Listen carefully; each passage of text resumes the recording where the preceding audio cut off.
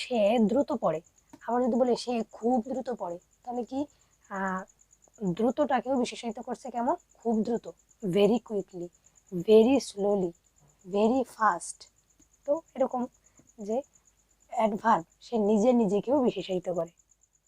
চলুন দেরি না করে। Hi everyone, welcome to my YouTube channel. আজ আমরা ইংলিশ গ্রামারের পার্টস অফ স্পিচ এই টপিক্সটা নিয়ে আলোচনা করব।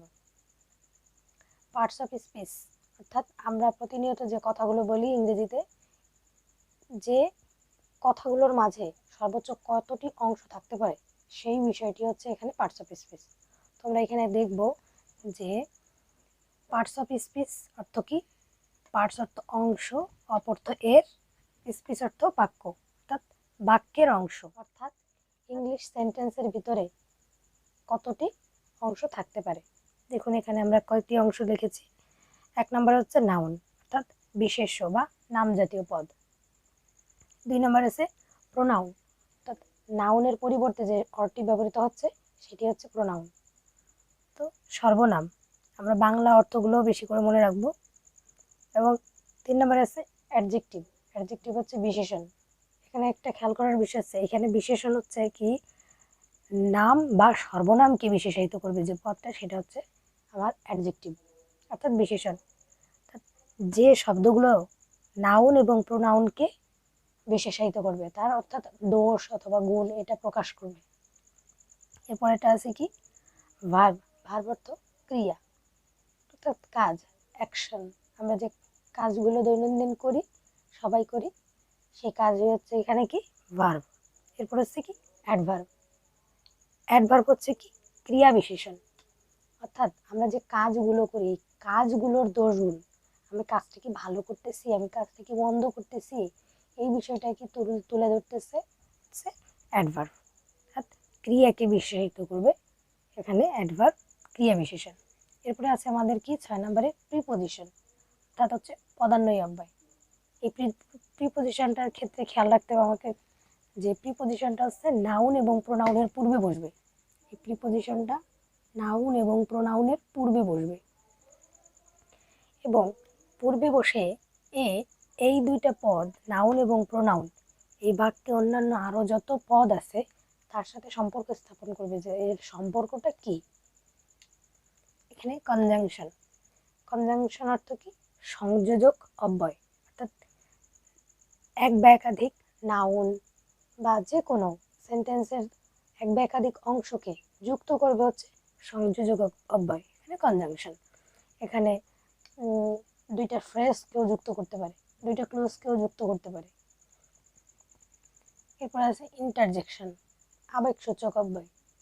যে শব্দগুচ্ছ বা যে শব্দ দ্বারা মনের হঠাৎ আকস্মিক যে ভাবটা, আবেগটা প্রকাশ করবে, যে সুখ, দুঃখ, হাসি, কান্না, ব্যথা, এই কথাগুলো প্রকাশ করবে যে ওয়ার্ডগুলো দ্বারা, সেই ওয়ার্ডগুলো কি বলছে ইন্টারজেকশন। সো ফ্রেন্ডস, আপনারা সাথেই থাকুন, দেখুন আমি এর পর্যায়ক্রমে পরপরের সবগুলো বিশ্লেষণ করতেছি। সো ফ্রেন্ডস, দেখুন আমরা এখানে যে 8টি পার্টস অফ স্পিচ আছে তার এখানে কিছু উদাহরণ দিচ্ছি, আপনারা কিছু খেয়াল করে। যে নাউন, নাউনের কিছু উদাহরণ দিচ্ছি। নাউন অর্থ কি আমরা জানছি, নাম। নাউন মানে কি নাম।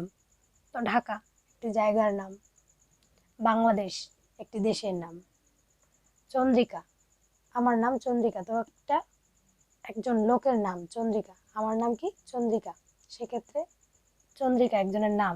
তিশা আমার একটা স্টুডেন্টের নাম তিশা। তো এরপরে আছে কি প্রোনাউন, তো কি সর্বনাম।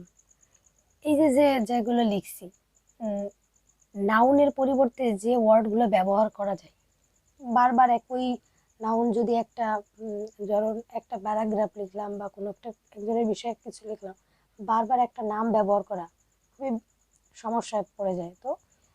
তো নাও সেই নামের পরিবর্তে যে ওয়ার্ডটা আমরা ব্যবহার করবো সেটা হচ্ছে কি প্রোনাউন।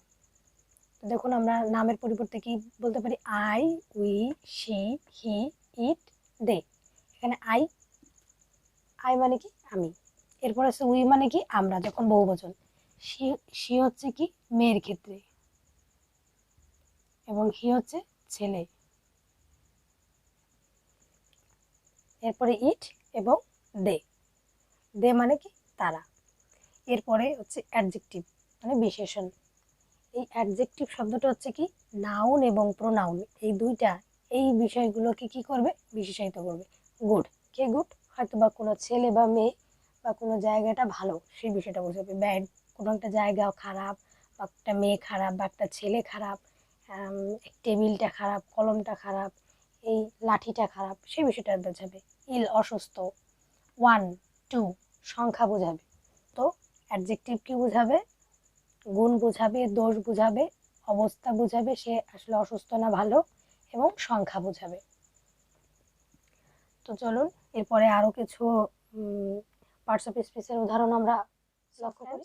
দেখুন আমি এখানে আরো দুইটা পার্টস অফ স্পিচের উদাহরণ দিয়েছি। ভার্ব, ভার্বের জন্য আমি ভার্ব আমরা কি জানি, ভার্ব হচ্ছে কাজ, ক্রিয়া।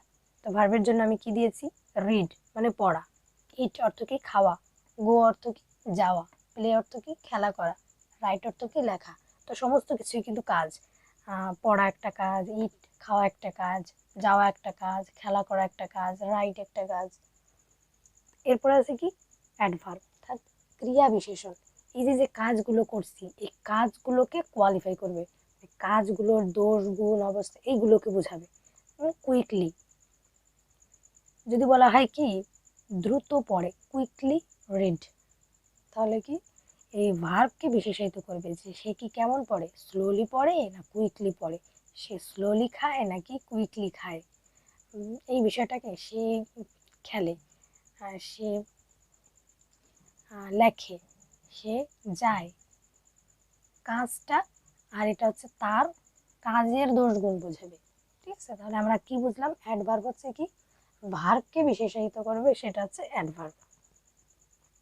তাহলে আপনারা কিন্তু এই ভুলটা যেন কখনোই না হয় যে সবসময় খেয়াল করবেন যে নাউন এবং প্রোনাউনকে বিশেষায়িত করবে হচ্ছে অ্যাডজেক্টিভ, আর এই অ্যাডভার্ব বিশেষায়িত করবে, এই অ্যাডভার্ব বিশেষায়িত করবে হচ্ছে এই দুইটাকে।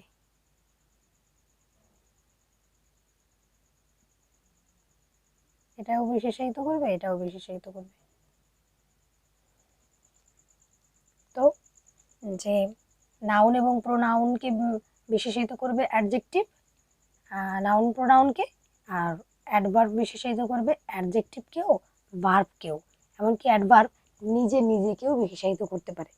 যদি বলে সে দ্রুত পড়ে, আবার যদি বলে সে খুব দ্রুত পড়ে, তাহলে কি দ্রুতটাকেও বিশেষায়িত করছে কেমন, খুব দ্রুত, very quickly, very slowly, very fast. তো এরকম যে অ্যাডভার্ব সে নিজে নিজেকেও বিশেষায়িত করে। চলুন দেরি না করে আমরা আরো কিছু পার্টস অফ স্পিচের উদাহরণ লক্ষ্য করি। সো ফ্রেন্ডস দেখুন আমরা এখানে আরো কিছু পার্টস অফ স্পিচের উদাহরণ দিয়েছি। দেখুন প্রিপোজিশন, প্রিপোজিশন অর্থ কি পদান্বয়ী অব্যয়, অর্থাৎ অব্যয় শব্দ। তো পদান্বয়ী অব্যয়, অব্যয় বলতে এমন কিছু পদকে, এমন কিছু ওয়ার্ডকে বোঝানো হয় যে ওয়ার্ডগুলো নিজে নিজে কোনো অর্থ প্রকাশ করতেছে না, কিন্তু সে অন্য কোনো ওয়ার্ডের সাথে বসে বাক্যে অবস্থিত অন্যান্য শব্দের সংযোগ স্থাপন করবে বা সম্পর্ক স্থাপন করবে, কিন্তু নিজে নিজে আলাদাভাবে বসে সে কোনো অর্থ প্রকাশ করবে না। তো দেখুন আমরা এখানে কি আছে, প্রিপোজিশন আছে কি কি, অ্যাড, অর্থাৎ কোনো ছোট কোনো জায়গার ক্ষেত্রে অ্যাড ব্যবহৃত হয়। এরপর হচ্ছে কি ইন, ইন অর্থ কি মধ্যে, কোনো কিছুর ভিতরে, যেমন আমি বর্তমানে একটা রুমের ভিতরে আছি, এটার ক্ষেত্রে। এখানে অন, অন অর্থ কি উপরে, কোনো কিছুর উপরে রাখা। যদি বলা হয় কি আমি আমার মোবাইলটা আমার টেবিলের উপরে রাখছি, তাহলে টেবিলের উপরেই, উপরে কথাটির জন্য ওয়ান ব্যবহৃত হয়। এখানে ফর, ফর মানে হচ্ছে কি জন্য। যদি বলা হয় কি আমি আপনার জন্য একটা বই কিনে এনেছি, তাহলে আপনার জন্য, এখানে জন্য শব্দ হচ্ছে কি ফর ব্যবহৃত হয়। টু অর্থ কি প্রতি, যদি আমি কারো প্রতি একটা চিঠি লিখি তাকে পাঠানোর জন্য, বা আমি কোনো কিছুর প্রতি ধাবিত হয়ে আমি ঢাকার দিকে রওনা হয়েছি, তাহলে এই দিকে প্রতি, এর জন্য হচ্ছে টু ব্যবহৃত হয়। এরপর আপ, আপ অর্থ কি উপর। আপনারা দেখুন যে কনজাংশন, অর্থাৎ সংযোজক অব্যয়, কনজাংশন, এখানে কনজাংশন সংযোজক অব্যয়, সংযোজক অব্যয় আমরা বুঝতেছি যে সংযোগ সাধন করবে, দুইটা পার্টস অফ স্পিচের ভিতর সংযোগ সাধন করবে, দুইটা ফ্রেজের ভিতর, দুইটা ক্লুজের ভিতর সংযোগ স্থাপন করবে। তো এখানে কি ওয়ার্ডগুলো দ্বারা অ্যান্ড অর্থ কি এবং, যদি বলি কি আমি এবং আপনি, তাহলে এখানে এবং অ্যান্ড, আই অ্যান্ড ইউ। তো বাট, অর, ইট এগুলো হচ্ছে কি সংযোজক অব্যয় বা কনজাংশন। এরপর আছে কি ইন্টারজেকশন। ইন্টারজেকশন থেকে আবেগসূচক অব্যয়, হঠাৎ মনের ভালো লাগা মন্দ লাগা বা ব্যথা পাওয়া বা কোনো কিছু দেখে এরকম মনের মনের ভিতরের যে বিষয়টা সেটা আমি যে শব্দ দ্বারা প্রকাশ করি সেটা হচ্ছে কি আমার ইন্টারজেকশন। যেমন ওহ, ওহ। এরপর হচ্ছে কি অ্যালাস, কষ্ট পেলে আমরা কি বলি অ্যালাস। হুররে, কোনো একটা আনন্দের বিষয় ঘটলে কি বলি হুররে। এরপর হচ্ছে কি হুস, কি বলি হুস। কোনো একটা ছোট বাচ্চা ছেলে ঘুমিয়ে আছে, তখন যদি কেউ কথা বলে তখন আমরা কি বলি হুস। তো অর্থ কি কথা বলো না। আমরা মনের যে বিষয়টা এই হুস দিলেই বোঝা যায় কি করতে হবে না করতে হবে, যে কথা বলতে হবে না, এখন মুখ বন্ধ করে রাখতে হবে। সো ফ্রেন্ডস, আমার এই ভিডিওটা যদি আপনাদের ভালো লেগে থাকে দয়া করে আমার চ্যানেলটি সাবস্ক্রাইব করবেন এবং পাশে থাকা বেল আইকনটি প্রেস করবেন এবং লাইক কমেন্ট এবং শেয়ার দিতে ভুলবেন না। পরবর্তী ভিডিও দেখার অনুরোধ রইল। By friends.